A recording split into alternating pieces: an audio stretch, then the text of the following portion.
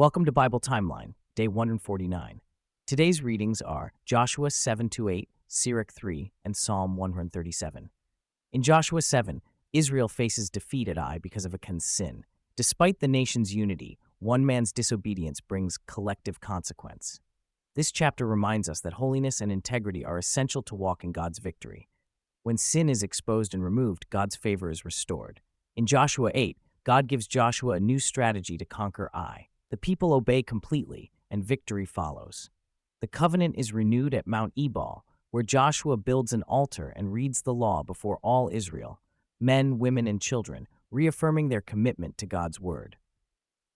Sirach 3 speaks about humility and honoring parents, teaching that humility brings wisdom and that those who honor their father and mother will find favor with the Lord.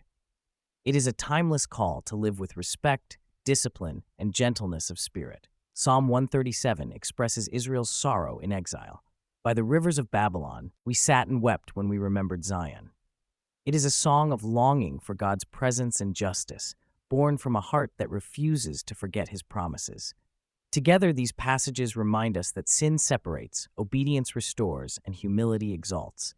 God's mercy remains constant, guiding his people back to holiness and victory through repentance and faithfulness.